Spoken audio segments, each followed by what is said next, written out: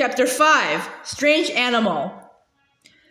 All the next day, Laura remembered. She remembered the cool, deep water in the shade of the tall willows. She remembered that she must not go near it. Pa was away. Mary stayed with Ma in the dugout. Laura played all alone in the hot sunshine. The blue flags were withering among the dull rushes. She went past the willow valley and played in the prairie grasses among the black-eyed Susans and goldenrod. The sunshine was very hot and the wind was scorching. Then Laura thought of the tableland. She wanted to climb it again. She wondered if she could climb it all by herself. Pa had not said that she could not go to the tableland. She ran down the steep bank and went across the lowland through the tall, coarse grasses. The tableland stood up straight and high. It was very hard to climb. The dry earth slid under Laura's feet. Her dress was dirty where her knees dug in while she held onto the grasses and pulled herself up. Dust itched on her sweaty skin. But at last she got her stomach on the edge. She heaved and rolled and she was on top of the tableland.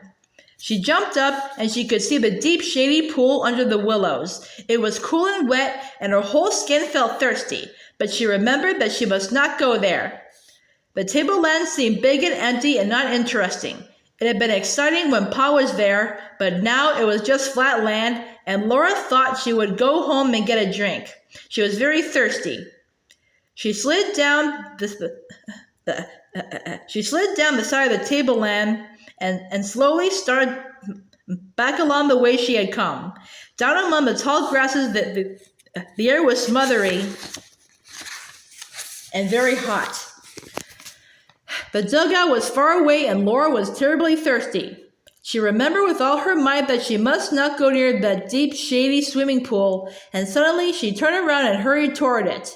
She thought she would only look at it. Just looking at it would make her feel better. Then she thought she might wade in the edge of it, but she would not go into the deep water.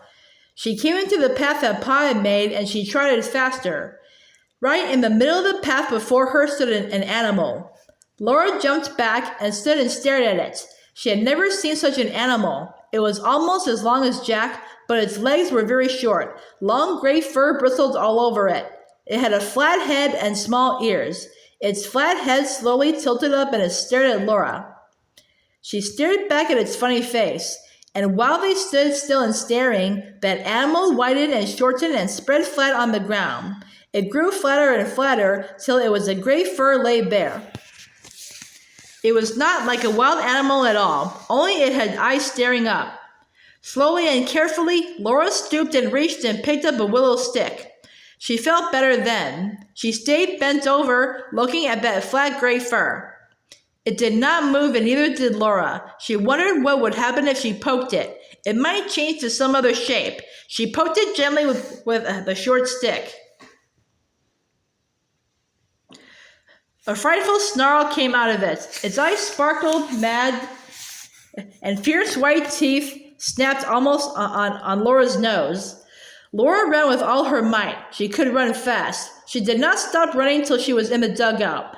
"Goodness, Laura," Ma said, "you'll make yourself sick, tearing around so in this heat." All that time, Mary had been sitting like a little lady, spelling out words in the book that Ma was teaching her to read. Mary was a good little girl. Laura had been bad and she knew it. She had broken her promise to Pa, but no one had seen her. No one knew that she had started to go to the swimming hole. If she did not tell, no one would ever know. Only that strange animal knew, and it could not tell on her, but she felt worse and worse inside. That night, she lay awake beside Mary. Pa and Ma sat in the starlight outside the door, and Pa was playing his fiddle. "Go to sleep, Laura," Ma said softly, and softly the fiddle sang to her. Pa was a shadow against the sky, and his bow danced among the great stars. Everything was beautiful and good, except Laura. She had broken her promise to Pa. Breaking a promise was as bad as telling a lie. Laura wished she had not done it, but she had done it, and if Pa knew, he would punish her. Pa went on playing softly in the starlight. His fiddle sang to her sweetly and happily. He thought she was a good little girl. At last, Laura could bear it no longer. She slid out of bed and her bare feet stole across the cool earthen floor. In her nightgown and nightcap, she stood beside Pa. He drew the last notes from the strings with his bow and she could feel him smiling down at her. "What is it, little half-pint?" he asked her. "You look like a little ghost, all white in the dark." "Pa," Laura said in a quivery small voice, I started to go to the swimming hole." "You did?" Pa exclaimed. Then he asked, "Well, what stopped you?" "I don't know," Laura whispered. "It had gray fur and it flattened out flat. It snarled." "How big was it?" Pa asked. Laura told him all about that strange animal. Pa said, "It must have been a badger." Then for a long time he did not see anything, and Laura waited. Laura could not see his face in the dark, but she leaned against his knee and she could feel how strong and kind he was. "Well," he said at last, "I hardly know what to do, Laura. You see, I trusted you. It is hard to know what to do with a person you can't trust. But do you know what people have to do to anyone they can't trust?" "What?" Laura quavered.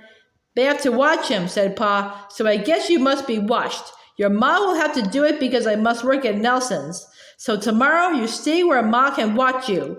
You are not to go out of her sight all day. If you are good all day, then we will let you try again to be a little girl we can trust." "How about it, Caroline?" he asked Ma. "Very well, Charles," Ma said out of the dark. "I will watch her tomorrow, but I am sure she will be good. Now back to bed, Laura, and go to sleep." The next day was a dreadful day.